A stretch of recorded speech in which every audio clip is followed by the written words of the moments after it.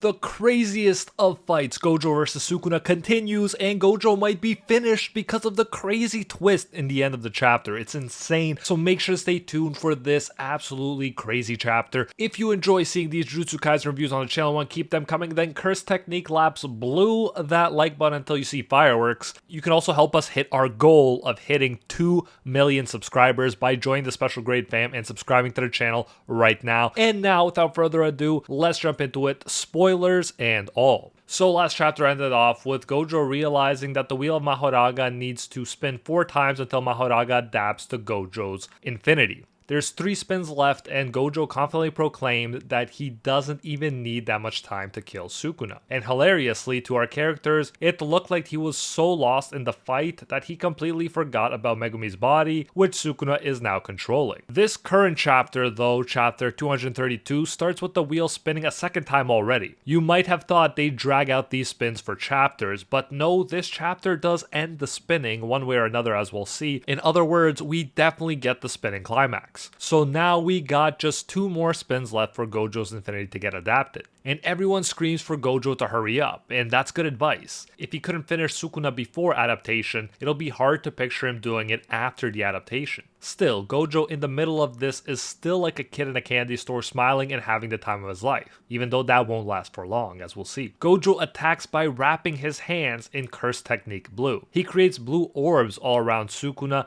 which move around destroying everything. This totally reminds me of the Sage of Six Paths True Seeking Balls in Naruto. It's a very creative use of his technique, and I love to see stuff like that. At this point, creativity and how they use their techniques is not only interesting, but it also may determine the end result of the fight as well. But Sukuna isn't having much trouble avoiding these orbs. What Gojo does well, though, is he uses them as a distraction and then sneaks behind Sukuna. While blocking Sukuna's attacks confidently, he sends Sukuna flying with a kick. This fight is so action-packed that I gotta say it's gonna be one of the most insane shonen fights in anime when it gets animated. Sukuna looks in pain and there is blood, but the dude Sukuna is still smiling. Respect for that, and the wheel spins a 3rd time. Already a 3rd time, it's crazy. Honestly, Sukuna looks like he's winning if you take into account the wheel spin, since Gojo's attacks aren't even stressing him out so far. We now have only one last spin to go, and Gojo, if he's gonna keep his word, has to finish off Sukuna before that one spin. I gotta give props to the mangaka for not dragging this out. We're less than half of the way through this chapter, and we've already gone from 1 to 3 spins out of 4. Then, as we've become used to, the characters continue to speculate as to how exactly the adaptation will work. Yuji is the one to ask, how does the wheel adapt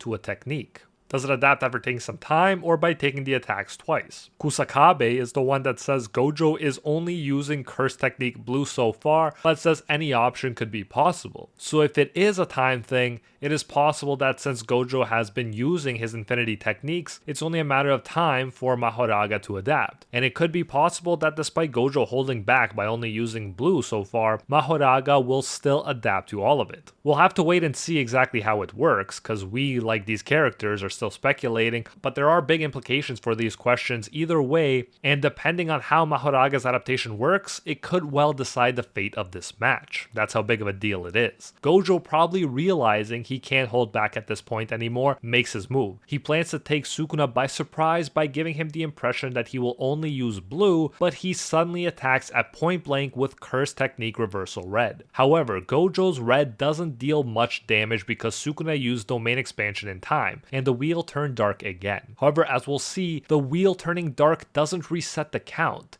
even if it might buy some time. And even though he wasn't destroyed by the attack, Sukuna for his part couldn't fully neutralize red because it was limitless enhanced. Sukuna then taunts Gojo by saying, and I quote, "being sloppy and hesitating because your moves were red," end quote. I love how this is like a chess game where the two are continually trying to out-strategize each other, but props to Sukuna, he's not letting Gojo get ahead of him in moves so far. And again, even with half of his face looking destroyed, Sukuna is smiling. It's an interesting twist where even though he is the one that's being defensive for now, he looks in control with his confidence and the fact that time is running out and Gojo just can't seem to finish him off no matter what he tries. But what do you know, Jujutsu Kaisen loves its twists and turns, I should say, as when Sukuna looks confident and in control, he gets hit by a devastating attack. Gojo again used his powers in creative ways, and his red attack came back after circling the building to land a surprise attack on Sukuna, and a devastating one at that. You can really feel the explosive power and pain in the panel.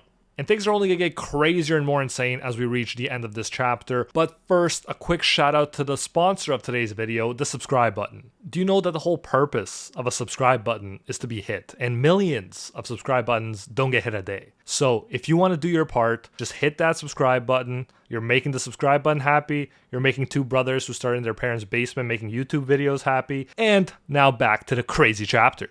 Finally, Sukuna looks panicked and isn't just smiling. He knows this could be it. Gojo might actually keep his word and end him before the wheel finishes turning. Gojo takes his chance and delivers a devastating black flash punch to a now defenseless Sukuna, making the already injured Sukuna's eyes turn white completely. You know, in anime, this is always a sign that someone's in heavy pain and pretty much just could have passed out. Not even Gojo is capable of using Black Flash at will, but he does achieve it here, and as we learned, Black Flash when pulled off greatly amplifies the user's physical strike. Since we learned recently how strong Gojo's normal punches are, making even the strongest puke afterwards, we can only imagine how strong and devastating this point-blank hit on a defenseless Sukuna must have been. It's not hard to believe that after that combination of blows, the fight could end here. We see all the bystanders watching and each one is shocked in his own way. The white-eyed Sukuna now appears knocked out and Mahoraga's wheel falls. So it's all over, right?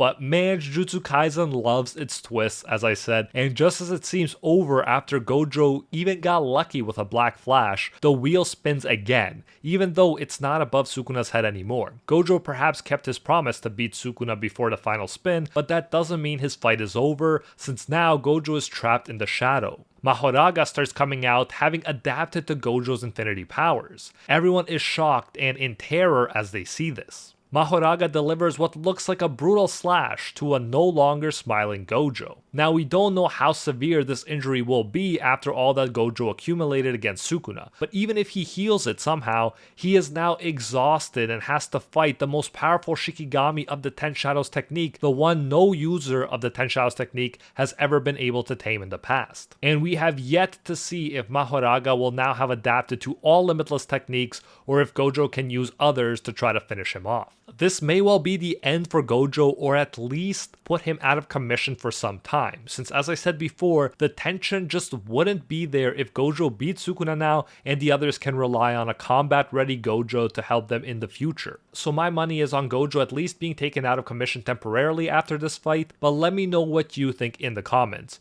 Do you think Gojo will win, and if so, how will the mangaka keep up the intensity if that were to happen?